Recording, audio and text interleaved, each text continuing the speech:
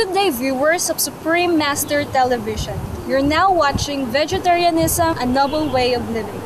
For today's episode, we're going to show you traditional Filipino dish that among Filipinos' favorite. Okay, so let's start! Ang ating lulutuin ay ang tinatawag nating tortang talong o ang tinatawag sa Ingles na eggplant omelette.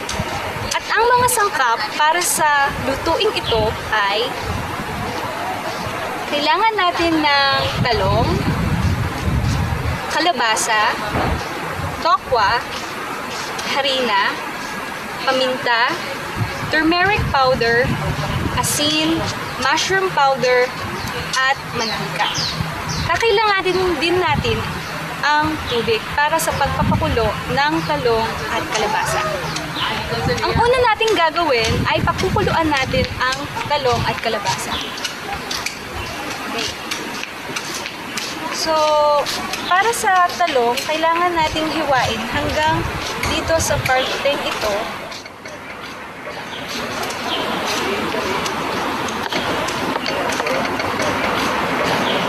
Okay, so ibabalik na muna natin ito at pwede natin siyang gamitin para sa ibang plato.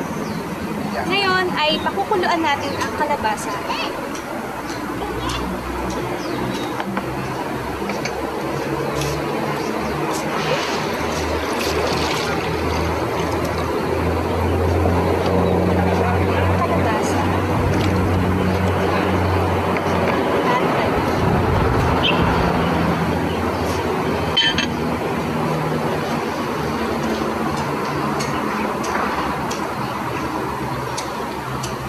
Kailangan natin siyang pakuluan ng mga 10 minuto.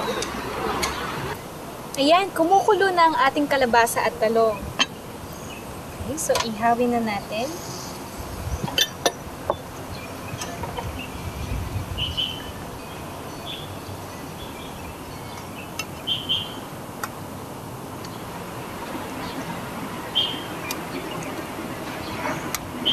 Sunod natin gagawin, pagsasama-samahin natin ang kalabasa, tokwa, at iba pang ingredient para makabuo tayo ng tinatawag na vegetarian egg mixture.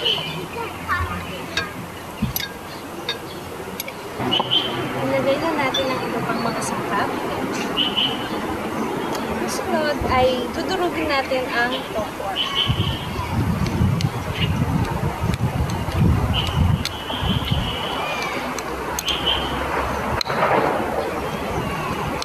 Lalagay natin isang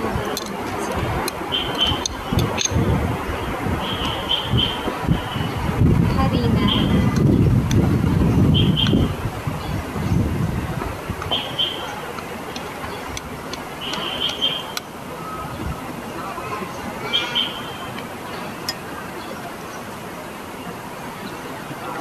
konting paminta,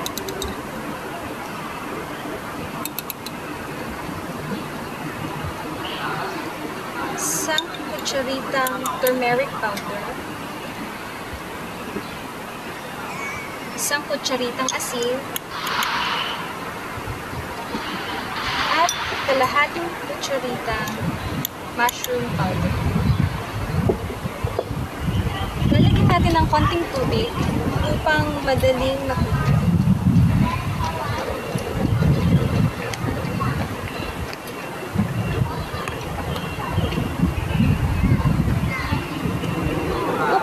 Mas madali ang paghahalo, mas mainam kung gagamit tayo ng blender upang buuin ang mixture ng vegetarian egg.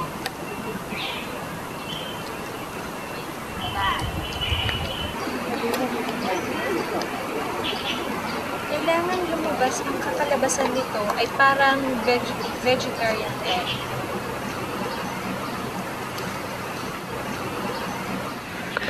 Kanina ay nakapaghanda na kami ng ipinalender na vegetarian egg mixture. At ito ang ating ulam.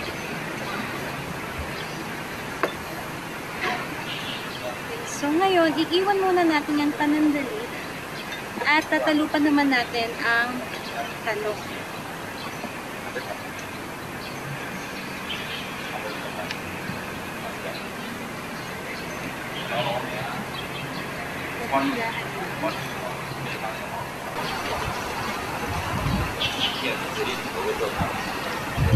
Originally, ang tortang talong, ang ginagawa sa talong ay ibinabangi o iniihaw ng mga Pinoy. Subalit sa ating cooking show ngayon,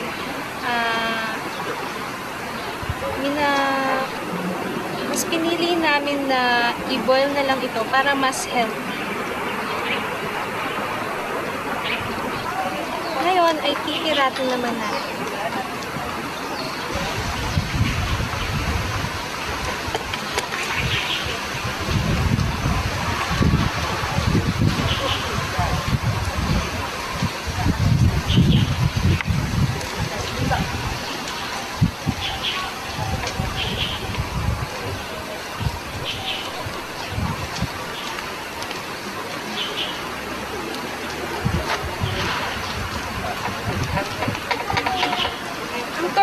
Ay kailangan ng konting tiyaga sa paghahanda.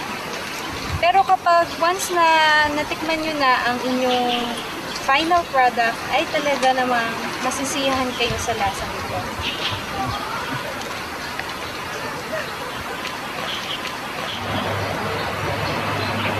Ang sunod nating gagawin ay lalagyan natin ng konting asin at konting paminta ang talong.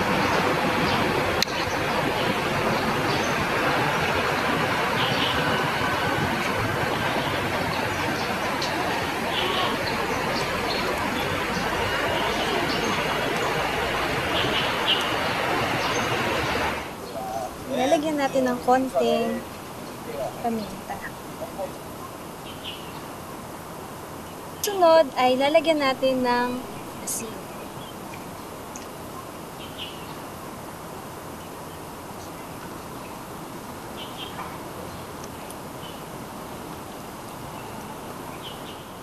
At huli ay ipapahid na natin ang vegetarian egg mixture.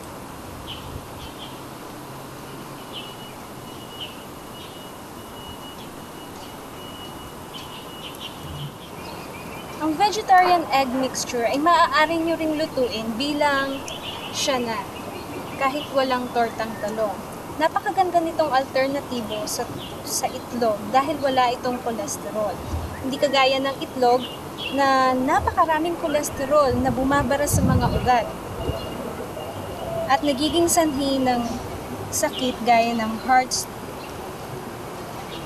disease at stroke.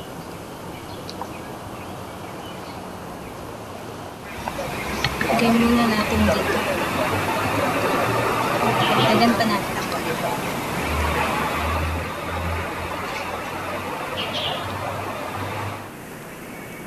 Alam niyo rin ba na ang beta-carotene na taglay ng kalabasa ay nakakatulong upang maiwasan ang pagbara ng kolesterol sa mga ugat? Kaya dapat lang na subukan natin ang mga lutuing tulad nito. At tiyak ako na magugustuhan nito ng inyong mga pamilya.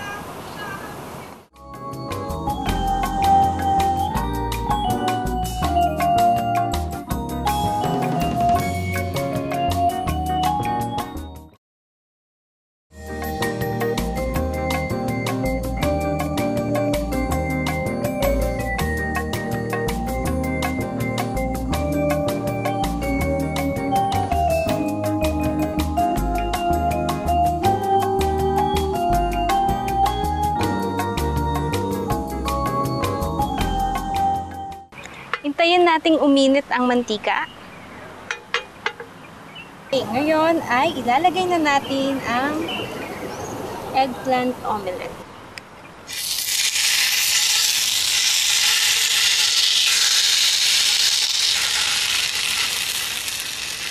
Mas maganda kung mahina lang ang apoy upang ang kalalabasan nito ay maganda.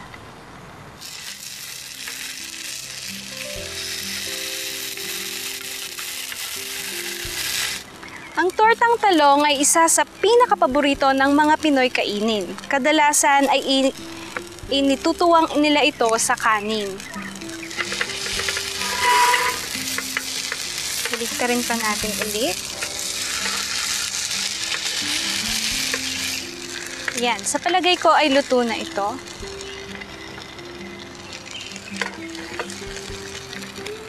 Eggplant omelette. Ngayon, pagandahin natin ng konti. Okay.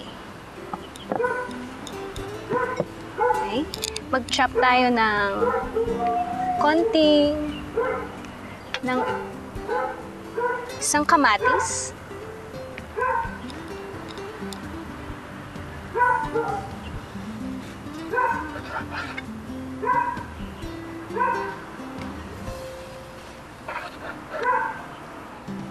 At mas maganda rin kung gagamit tayo ng green na dahon para ipang-decorate sa ating tortang talong.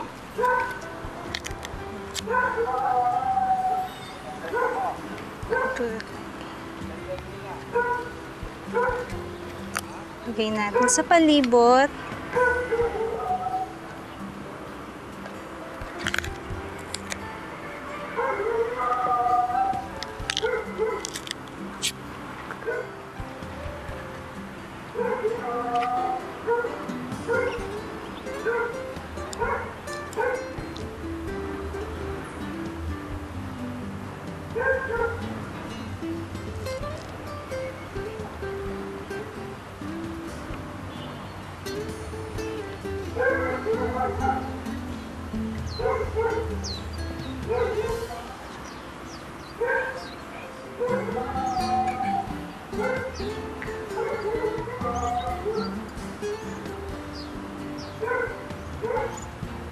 At ito na po ang ating tortang talong.